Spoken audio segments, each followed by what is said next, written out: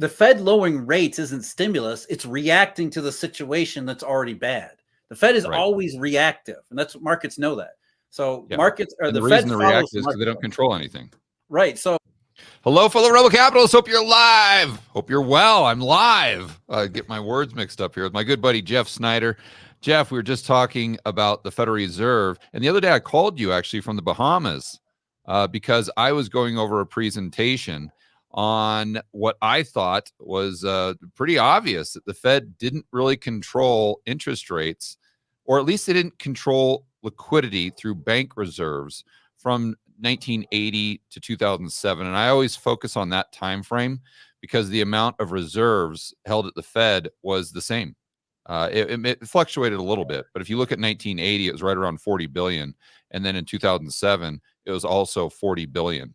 So my initial thought there was, how on earth are you managing the Fed funds rate if it's through open market operations? Because the story, or what you read in the textbooks, is if the Fed wants the interest rates to go down, well, they'll just add a few more reserves in there, right? Because then there's more reserves, so the interest rate goes down. Or if they want the interest rates to go up, well, they take some reserves out of the system. And this was prior to QE. I always thought that's the way it worked. I'm like, how are they bringing interest rates from 15% down to 5%, from 1980 to 2007 if the reserves stay the same?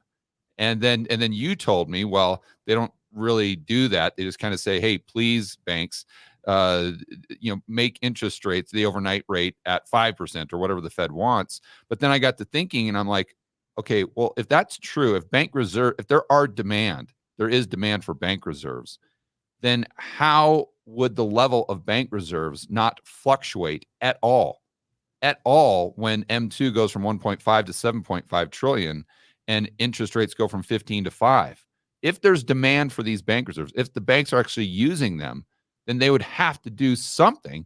You would have to have those bank reserves go from 40 billion up to, let's say, 400 billion, but they flatline. And so I've been thinking about this a lot. So I wanted to get you on. And I know you've been talking about this a lot, how the Fed really doesn't control rates. They don't control money, M2, and they definitely don't control bank liquidity, because if the banks don't need reserves, they can make their own liquidity. So I'll stop there and let you chime in. Yeah, George, the funny thing is, I remember back in school, they went through, how does the Fed control interest rates? Because that was the overriding message. The Fed does control interest rates. The Fed controls liquidity. And then they would give you the list of the ways in which the Fed supposedly controlled liquidity. And it's just like you said, open market operations are usually at the top. And that's the most intuitive. It makes sense. But then they got to the bottom of the list, and they were already I remember the professors were like, yeah, I'm not sure I should include this. And there was a term called moral suasion. I'm like, moral suasion? What the hell is that? And moral suasion is, we're the Fed, we're good, we work on behalf of society. So banking system, why don't you help us out here? If we want the rate to go down to 5%, why don't you do it for us? And oh, by the way, if you disagree with our stance, we'll do some open market operations. We'll really embarrass you. We'll cause some pain. So don't ever fight the Fed. And it was really, moral suasion should have been the first one on the list, because that's really how it works. And as we talked about, in the conversation, the banking system works hand in glove with the Fed anyway. So it's not like there's this adversarial relationship between the banks and the Fed. Oh, the Fed wants to cut rates. We don't want the Fed to cut rates. We're going to force them into open market operation. That's not how it works. There's a symbiotic relationship there. So moral suasion is Greenspan and the Fed and the FOMC members and the local branches, usually the New York branch, they get together with the bankers because they have these groups and these meetings anyway. And they'd say, look, we think we need to lower the Fed funds rate to 5%. Any objections? And the banks would say, no, we can make 5% work. That's no big deal. And so the banking system would lower the rate and it would stay at 5%. And so what the Fed's job was really about was making sure that if there was any periods where there was unforeseen circumstances like 1997, 1998 tax collections, then the Fed would do open market operations to keep things smoothly. But the banking system is the one that actually set the Fed funds rate in cooperation with the federal funds, or the Federal Open Market Committee, the FOMC. So the FOMC was basically using the banking system to control, or at least influence the market for reserves, which is what really federal funds is all about. That's Am I right to think that the reason that the banks could do that is because if they needed to lend to each other overnight, they would simply create their own liquidity. They didn't need the bank reserves on the Fed's balance sheet to do that. No, I mean, there's no way you could have had that much liquidity in this. As you were saying, George, you got this massive tens of trillion system with only, 15 billion in reserves available. If there was any sort of minor hiccup, then, rates would have skyrocketed out of control if there was no actual other form of liquidity. And the other form of liquidity was what the banks were creating anyway. And so what we're really saying here is that the interest rate for federal funds and some of these overnight rates wasn't never really that important, because the banks would lower their interest rate to, say, 5%, or, back then it was a little bit higher. Say they go from 7 to 6%, and that didn't make a big difference. It didn't make a huge difference in the way the banks operated their credit portfolios, which is, that's where it really gets into more interesting conversation, because that's the other part we're taught. Right? Because the Fed controls the short-term interest rates. And how does that supposed to control the economy? Well, if we lower interest rates, that's supposed to make it cheaper for banks to borrow. Therefore, they can add more credit. It's more profitable credit because there's a higher net interest spread. But that's, banks never really considered the net interest spread anyway. It's the monetary policy isn't really monetary policy. It's sort of this interest rate signaling mechanism, which the banking system is only too happy to go along with, because they're working with the Fed anyway. So the Fed gets together with the banks. They say, we're going to lower interest rates. The banking system says we don't have any objections. So we're going to work with this new target rate for federal funds. And then everything else just kind of falls along as it was anyway. Right. And I want to be very clear for people watching this, because we kind of say, oh, the banks create their own liquidity, as though people should just know how they do that. But I think that's where it gets confusing. So what Jeff and I are talking about there is the banks just extending credit to one another. That's how they're creating this liquidity. So they don't need the bank reserves, because if they transfer, let's say, a deposit liability that Bank of America transfers to Wells Fargo, well, if they don't want to transfer the bank reserves, they don't need it. Then whoever receives the liability can just extend credit to the bank that sent them the liability to begin with. And I don't want to get too confusing in the weeds here, but the bottom line is banks are just constantly extending credit to one another, and that's how they create their own liquidity. Yeah, it's not cost-free, though. We need to make that point, though, because there are balance sheet considerations. Now, the cost during the pre-2008 era was very small. And by cost, I mean there's capital constraints, there's internal mechanisms to make sure that, all of these, you're not just creating credit and just throwing it on their balance sheet. You're not just creating money out of thin air. Like you have risk management. Yeah, there's different management techniques that you have to, different mandates that you have to meet. So banks can create credit out of thin air, but it's not cost-free. There's balance sheet considerations that they have to live up to, which were, again, they were not as big as they are today in the pre-2008 era. So banks could extend liquidity fairly freely, but not completely freely. Just want to make that point. Yeah, but they could extend it freely enough to the point where we had a system with 40 billion in reserves. We had 7.5 trillion in M2 in the US, but outside the US, let's just say there was, I'm sure you know this better than I would, but probably 40-50 trillion dollars on balance sheets outside of the United States and inside in 2007. Yeah, I mean, a massive amount, and it was really mostly off balance sheet. Yeah, so that somehow was being managed with only 40 billion, and obviously, again, not to beat a dead horse here, but the only way that is even possible is if the banks were creating 99% of the liquidity on their own, absent the Federal Reserve. And that's really what a ledger system is about. It's about, extending credit to one another without the need for any kind of central government token that acts as the final settlement mechanism. It's, if I extend credit to you, George, and I say, look, I'm going to lend you $20, I just keep track of it on my ledger. You keep track it on your ledger. And as long as we're okay with transacting with one another, then we can just keep, we don't need to involve the Federal Reserve. We don't need to involve the federal government. We're just keeping track of who owes what. And as long as we're keeping it within the small group that we're transacting with, it works really well. It's elegant in quite a different ways. So I think the argument would be, okay, Jeff and George, I get what you're saying prior to 2008 quantitative easing, but now we've got so many reserves in the system that the Fed can actually control those overnight rates because they're just paying IOR. Or, and then they've got the bottom reverse repo and the top at the discount window or discount rate, whatever it's called now. And therefore, they can manage that rate a lot better. And therefore, the Fed maybe is more important now than they were prior to 2008. How would you respond to that? Well, that's the implication, too. I mean, but even with the IOR double floor with RRP supposedly as the wholesale floor and IOR as the depository floor, that's how it's described. Right. We still see that that's not always the case because, how many times did we see earlier this year, last year, where SOFR would be below the RRP or the broad general collateral repo rates would be below the RRP? But that's kind of splitting hairs here. But the general theme is that with the Fed's balance sheet exceptional, with being a doctrine of abundant reserves, there's massive amounts of reserves. Even there are a few basis points here and there doesn't really matter. So the Fed is basically controlling all interest rates, whether it's within the basis point and it's completely exact doesn't really matter. But that just leads us right back to the question or the topic we just talked about. Do interest rates really matter all that much in the real economy? Is it all about interest rates? If the Fed is the dominant factor in money markets, does that mean they're the dominant factor in the financial system and they're dominant factor in the economy? And that's where, time and again, especially in the QE era before we got to 2020, it became clear that this doesn't matter. It doesn't matter all that much what the Fed does as far as setting the interest rate. The level of reserves don't matter either, except for helping the Fed set the interest rate. We're making too much out of too little, which is understandable because that's all the Fed does. If the Federal Reserve only has bank reserves, then it's going to make a big deal out of bank reserves. It's going to tell you everything is about bank reserves. When we've got enormous amounts of empirical evidence that show bank reserves don't matter. Short-term money rates don't matter except when they get out of their tolerances.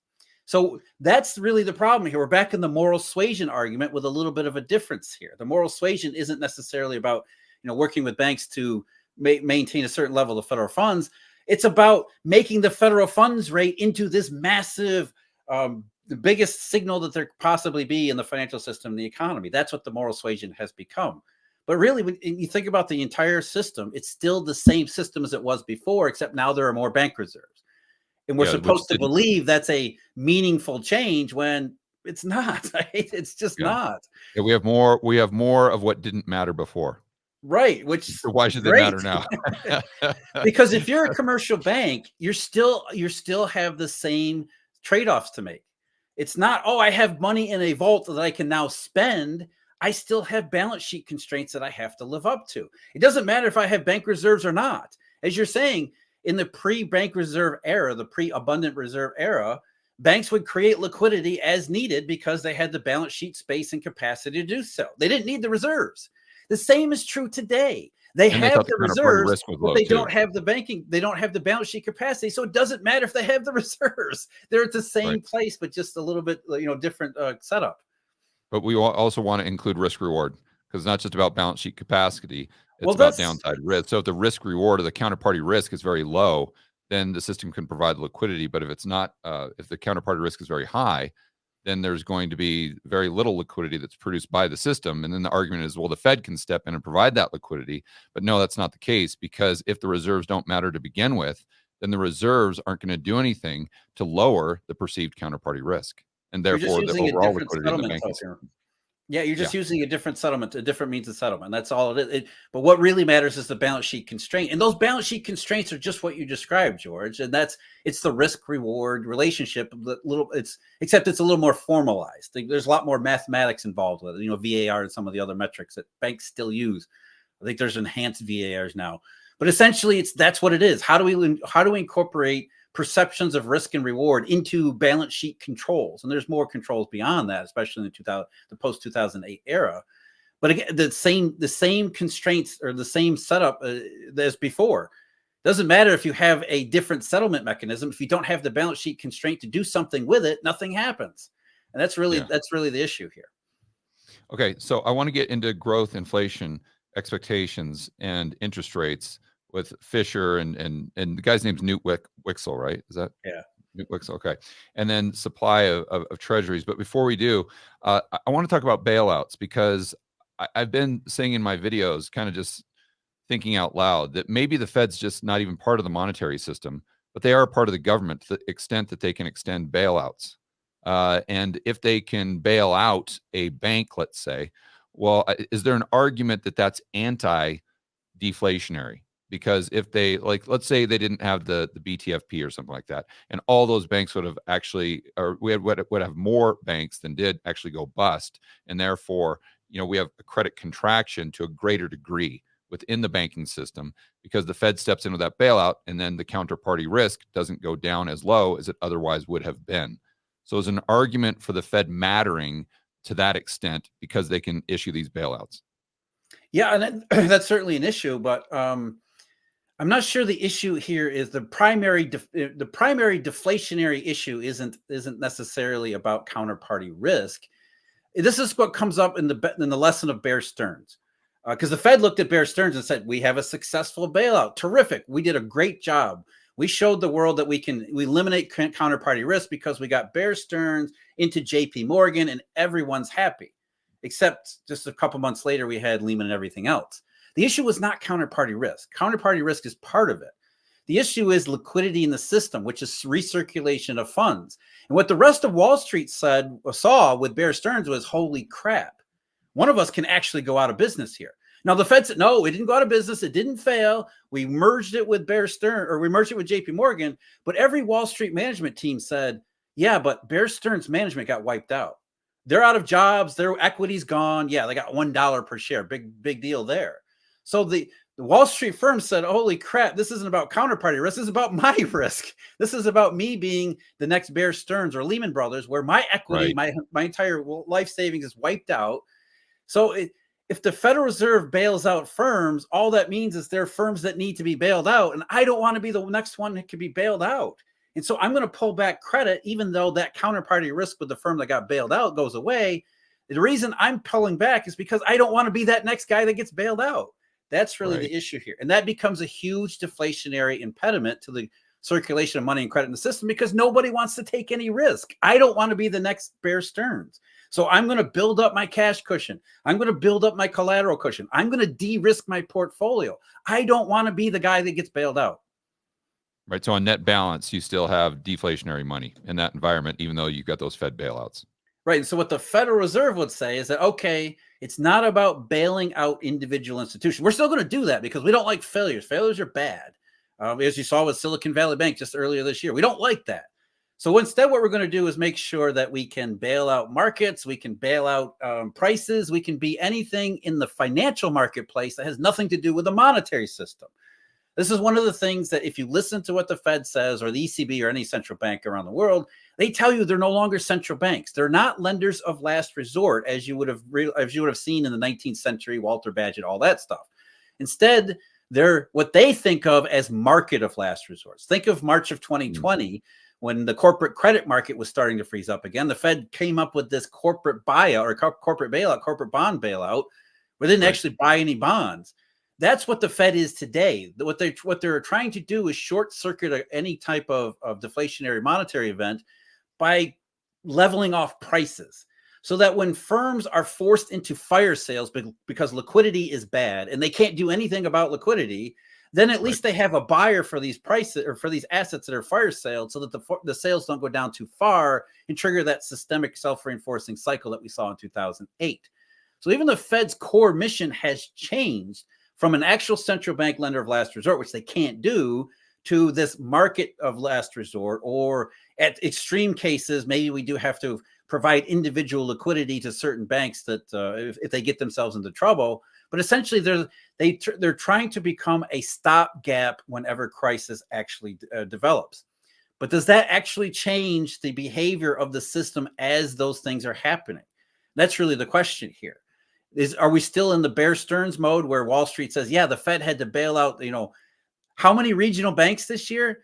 I don't want to be the next one. So I'm going to start de-risking my portfolio, de-risking all the, less money in money markets, less credit extended into the real economy because I want to avoid the situation where I've got Jay Powell to deal with. Right. Now, I want to get into growth and inflation next, but usually I don't do this, but I've actually got notes for this discussion today because there were some specific things that I've been wrestling with that I wanted to go over with you. And one of the thought experiments that I've used a couple times in some videos recently is trying, because the argument there, again, to your point, you've heard it 1,000 times, is that the Fed controls interest rates. And a lot of people that don't really dive into the numbers assume that Fed funds rate even controls the whole curve. It controls the 10-year. So if the Fed's raising rates, well, then that's going to negatively impact the economy because hiring, borrowing costs, and yada, yada, yada. And if they're lowering rates, the opposite's going to happen. But one thing I encouraged people to do is go back to June of 2022, or even before, let's say 9 months prior to June, when we had inflation, the headline CPI at 9.1%.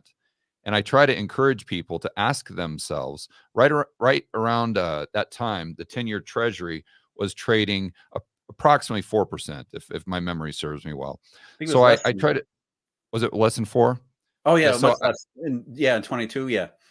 Okay, so but wherever it was, just ask yourself, if the Fed would have stepped back and just done nothing, let's say they would not have raised rates, and rates still would have been, the Fed funds still would have been at 0, but yet we have 9.1% CPI.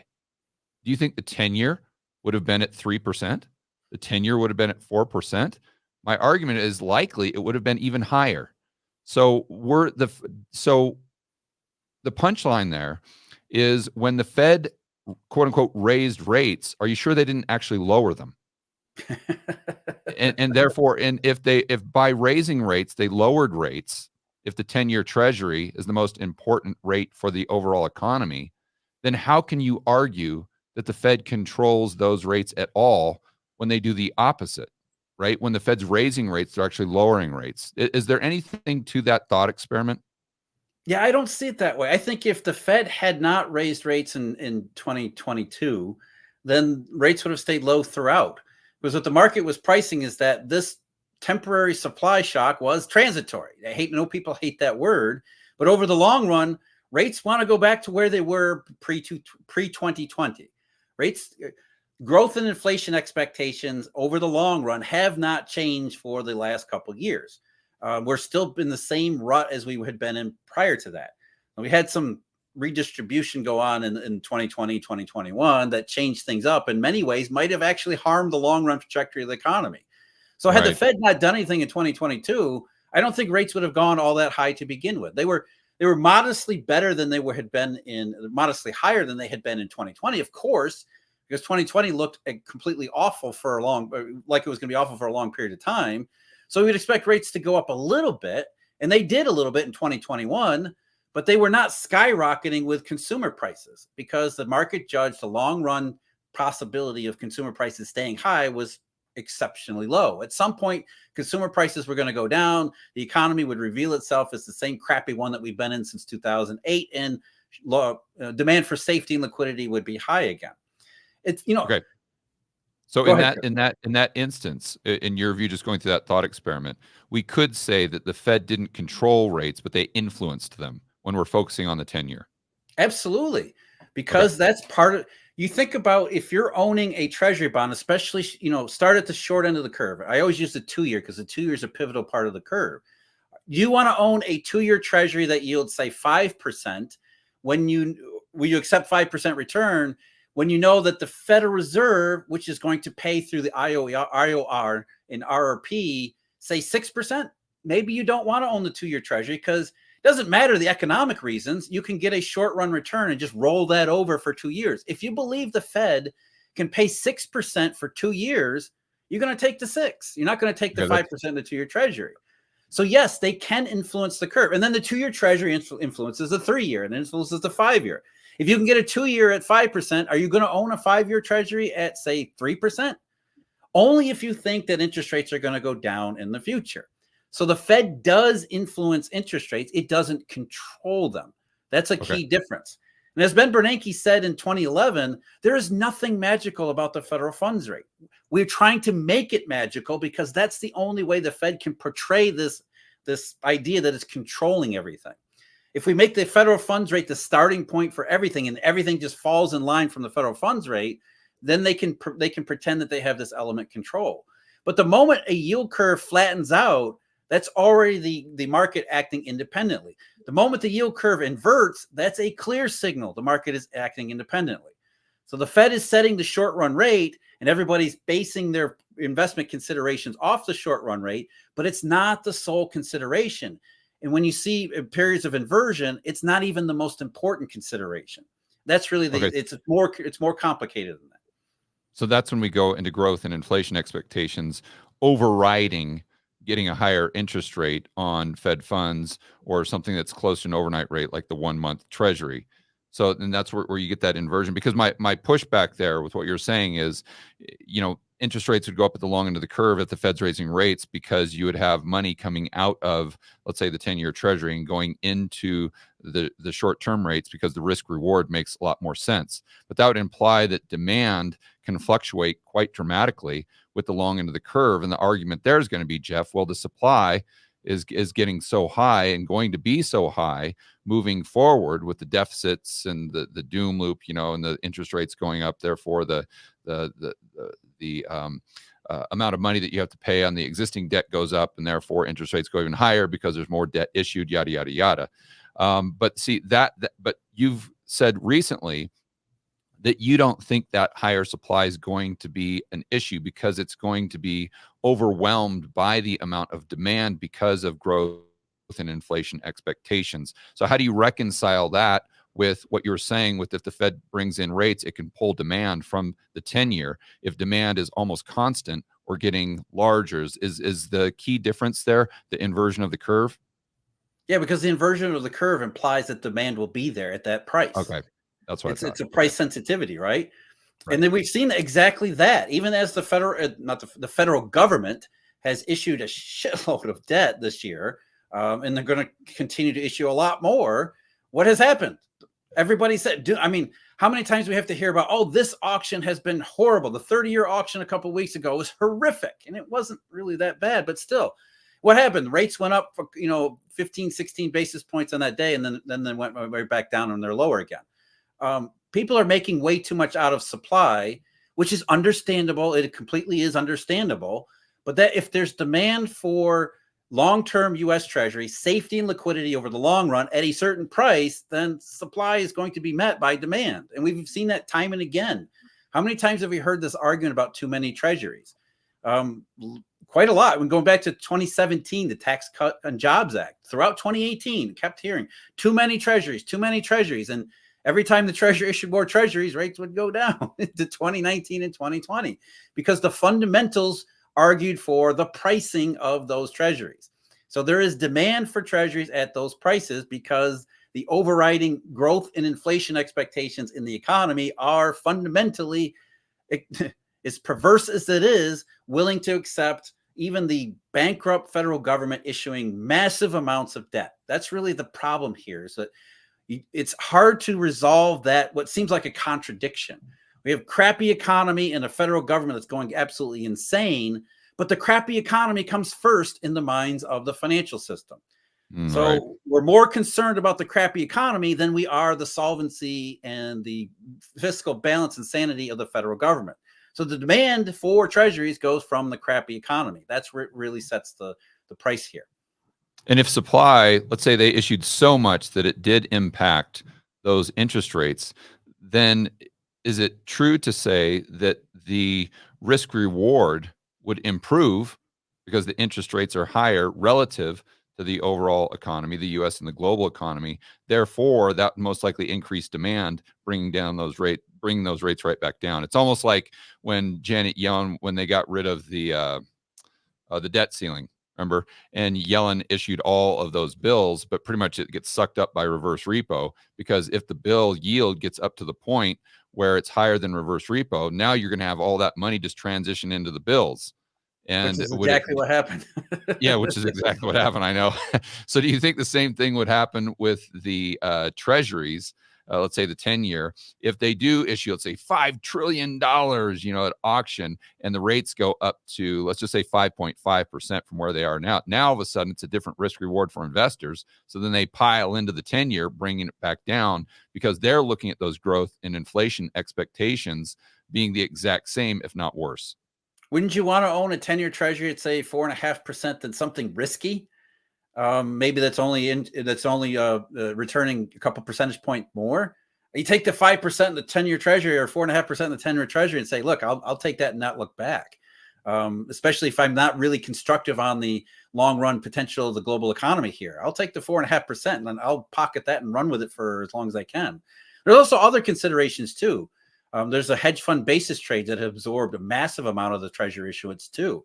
And you have to ask yourself, why are hedge funds rushing to fill this basis trade need, essentially becoming the warehouse for the federal government? Why are hedge funds so interested in pocketing very small spreads on safe and liquid instruments? Because they're willing to go and expend resources on only safe and liquid instruments. It's still a fundamental expression of the same thing, just in a different form. When Fisher and Wixel were talking about growth expectations, how were they defining that? Or were they defining that as nominal GDP or real GDP? Because you're going back to the Fisher equation, aren't you? Where nominal plus inflation equals real rates, nominal rates plus inflation. Real rate. Yeah, real rates plus inflation equal nominal rates. So you're going back to that, I assume. But if so, how are we measuring? When you talk about growth, how are we defining that? That's the thing. It's not. I don't think the problem I always have with the Fisherian side of economics, and this goes through Milton Friedman and econometrics, Robert Lucas, and everybody else, is that I don't think you can really quantify it specifically as it's GDP minus the federal funds rate, because the federal funds rate has some sort of inflation mechanism. And I don't think it's that. It's not just real GDP. It's not just. Yeah, I think it's a fuzzy concept of just, if you're managing money, do you think about it in those terms, or you think I'm looking out and I'm thinking, the economy overall doesn't look all that great, so I'm going to allocate my portfolio more towards safe and liquid. So there's a marginal bid in portfolios and banks and all sorts of places around the real economy that they're willing to add a little bit more into the safety and liquidity, which has the effect of course, depressing interest rates. So it's not like interest rates are responding to exact mechanisms as the Federal Reserve would like. Hey, we're setting long-term GDP based on the CBO's baseline, and we're subtracting the Fed's forward forecast of federal fund. No, that's not really how it works. It's sort of, we throw everything in the washing machine, and what comes out is lower interest rates. And we're sort of reverse engineering lower interest rates as a complex dynamic process where lots of different people in the real economy have different views. And what comes out is, on the whole, rates that are lower than they are, at the front end of the curve, which suggests the market is not constructive on the economy, however that works out in individual capacity. So I think the idea of trying to quantify all of these variables is a misleading one. It's a fool's errand, but it's understandable why so many people have. So the concepts. So you agree with the concepts? Absolutely. The application that Fisher used was, you think, a little too precise. You got to paint with broader strokes.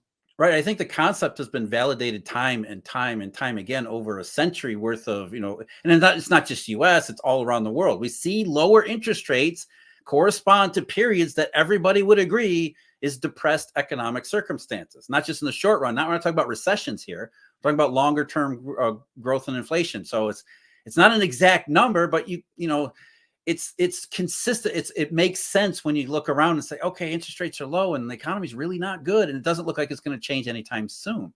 And then you think about that from the perspective of somebody deploying capital. You're thinking, the economy's not good. I don't want to take a lot of risk here, so I'm going to own safe and liquid.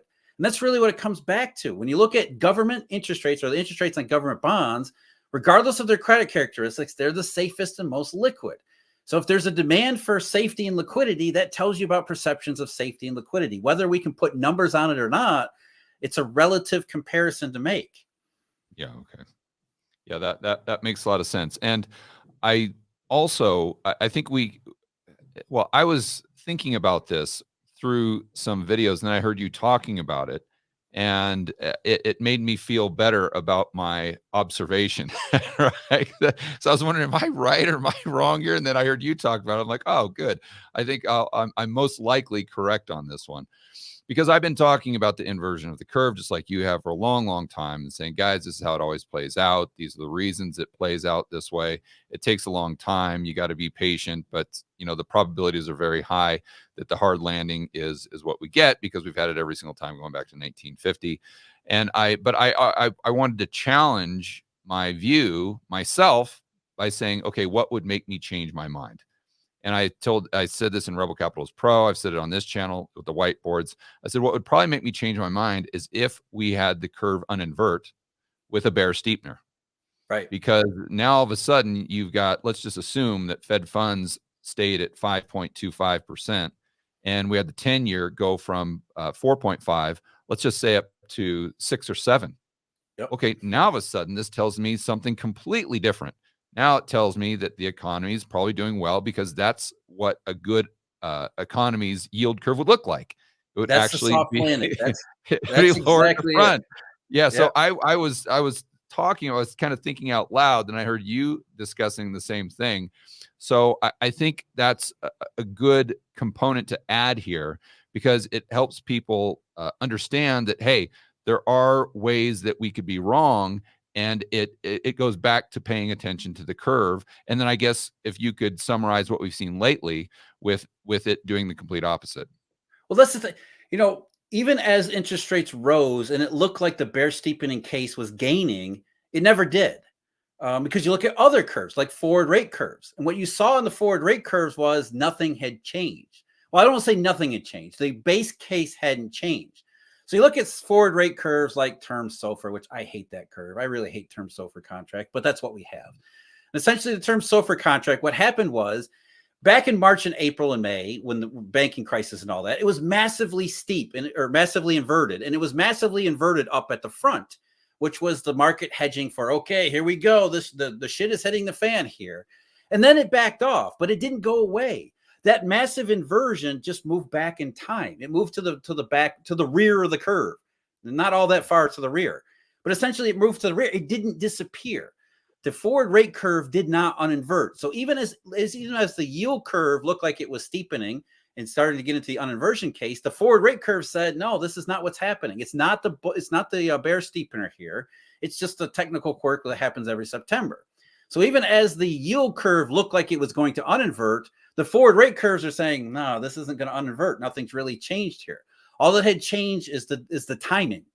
So we're real certain that something bad's going to, or real confident something bad's going to happen after SVB and Credit Suisse and all that. And then we got a little bit of an economic reprieve, and it went to the back burner, but it didn't go away. And now the back burner started to move back to the front burner, where the forward rate curves are saying, I'm getting a little nervous here. And the forward rate curves are starting to become more inverted toward the front.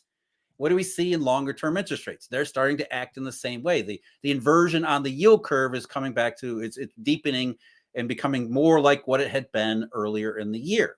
So we never really had a big probability to get to the soft landing. It was just that there were certain curve dynamics at that particular moment in time where the markets were saying, we still believe the hard landing is here. We just don't know where or when we don't know when it will happen, because it's still being priced into the forward curves. And the 2-year was telling you that as well. Yeah, the 2-year didn't move. I mean, it did.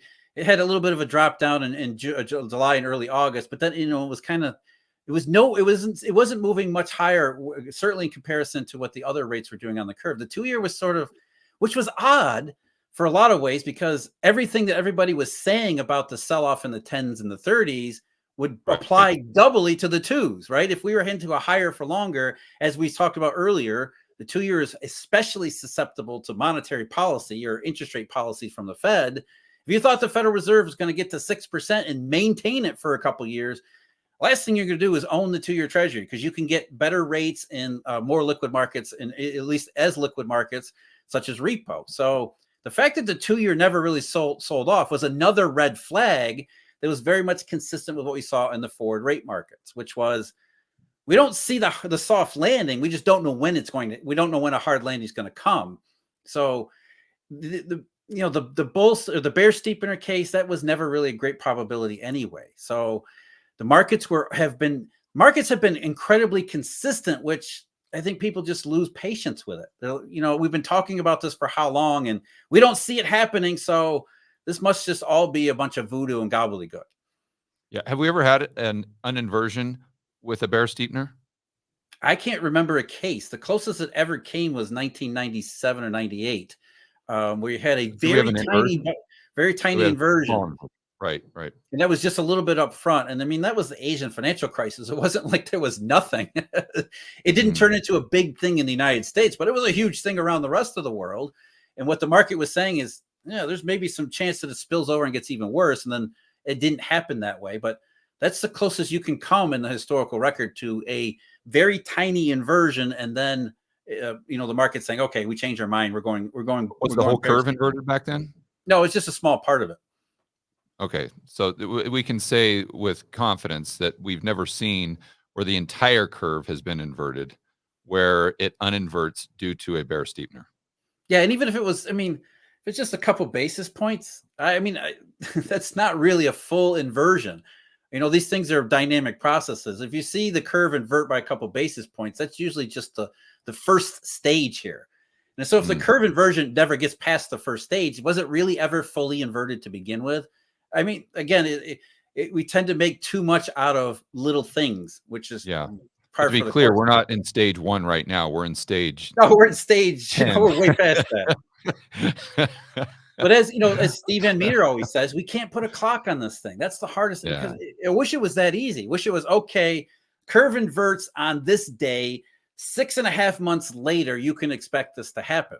Even going back to some of the earlier economic work from Milton Friedman, a program for monetary stability, what he said was, look, changes in the money supply tend to produce changes in the economy with long and variable lags. And the emphasis was on variable. Sometimes it was 6 months, sometimes it was much longer.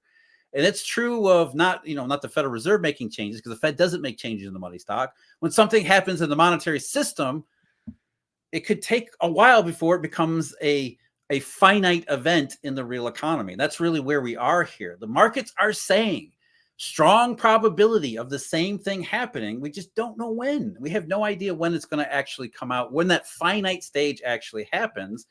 And there are a lot of reasons to look back on the current period and say there's a lot of unique characteristics here that are preventing the normal processes from playing out.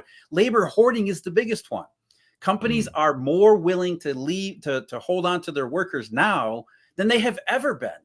And that's really what makes a recession. Now, there's a recession. PTSD from COVID. Yeah, recessions begin, and we don't know they begin because we don't realize a recession is recession until the layoffs hit. And the layoffs usually don't hit until toward the end of the recession. In a lot of cases, some cases it's different, but a lot of cases the recessions are the layoffs are the last part of it.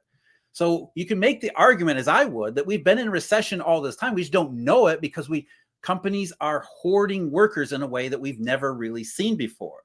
And they're willing to hold on to those workers, betting on a soft landing that, as time goes by, and we're still talking about recession, raises the probability that businesses just throw in the towel and say, we've been waiting all year for the soft landing to confirm itself, to have a clear visibility that 2024 is going to be a recovery year.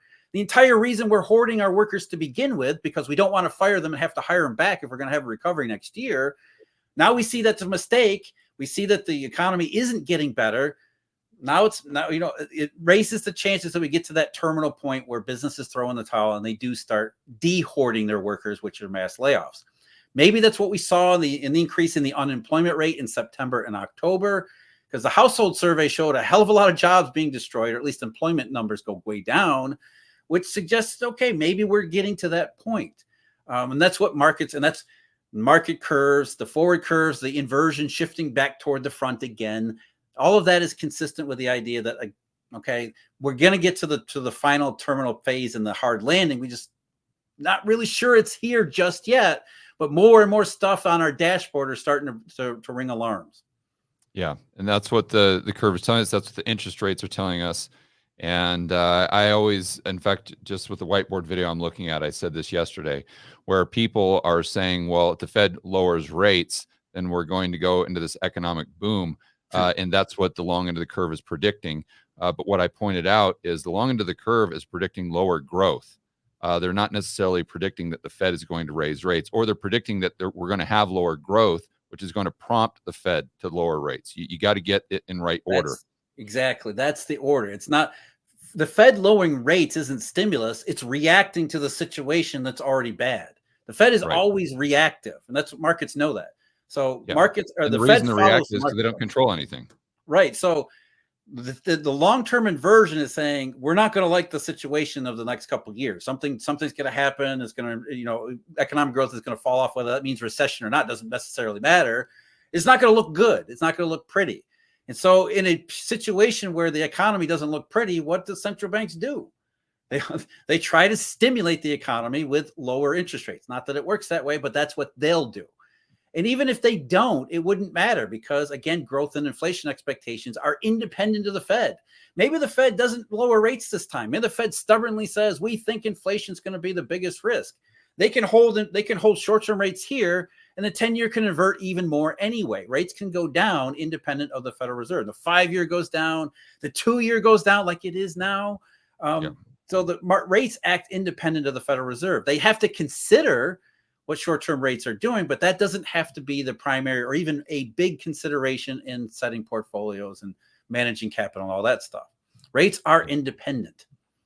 Yeah, and rates are giving us all of this information, and it's up to us just to acknowledge that, to look at it, and to interpret it based on what they've told us throughout history and the outcomes we've seen. Yeah, and the problem is, George, and you know this really well, is that from the very beginning, we're taught the opposite for everything. We're taught that, nobody knows how to read yield curves or bond rates because we're led to believe it all filters through the central bank. It all goes into Jay Powell's mouth. And when you're constantly trying to interpret everything from the perspective of the Fed, none of the stuff makes sense. It's all, okay, right. I don't understand what's going on here. And so you have to step out of that mindset and realize that, interest rates do act independently. Now it does make sense. The Fed's doing one thing, but the market's doing something completely different. In the Fed perspective, that's not allowed. We're not supposed to have something like that, which is why they invented something called term premiums to try to explain it as, there's something else happening here we can't really explain either. But the point is, once you step out of that Fed-centered worldview and start thinking markets are acting independently and can and are acting independently, then you can interpret these signals independent of the Federal Reserve, and they make sense with the information that we have, or the ability to really look at one thing and match it with another thing and another thing, and those things have nothing to do with the Fed. Like I said before, we have the yield curve selling off, but forward rates, the inversion wasn't going away. So how do we interpret those particular moves? Well, it's a short-term fluctuation in the yield curve, but the long-term forward rates say nothing has changed underneath. So we would expect long-term rates to go back down as they are doing right now. But once you step away from the Fed, all of these things you can start looking at them and interpreting them in ways that actually make sense. Right. And on that bombshell, Jeff, I know you've got to get going, so we'll leave it at that. I appreciate you really helping me kind of sift through this stuff, and it clears up my thinking quite substantially. It gives me a lot of clarity. So again, thank you very much for that. I want to remind everyone that Jeff is going to be at the next Rebel Capitalist Live event in May, and you can get your discounted tickets. I think today is the last day that you can get your discounted tickets. We've got a Thanksgiving special going on. You can get those tickets at rebelcapitalistlive.com. I don't know if Josh told you, but Mike Green's going to be there as well. Yeah, looking forward to that. I mean, it's always great when Mike is, he's great about everything. Yeah. And then I would also note, last Rebel Capitalist Live, when Jeff was there, after his presentation, I had chills because it was so good. I also might be a bit biased, as I am. Only you, Josh, would get chills over Newt Wixel. Newt Wixel. That's great. And Jeff, tell them about Eurodollar University, what you're doing there. Yeah, Eurodollar University. We do videos every day, or almost every day, on YouTube. That's the YouTube channel is Eurodollar University. Got memberships and research subscriptions available at our website. That's eurodollar.university, where we talk about everything as we did today with George through the lens of the Eurodollar system. How do we interpret these curves, and what are they actually telling us? All right, buddy. Thanks a lot for coming on again. Happy Thanksgiving. We'll talk to you soon. Yeah, you too, George.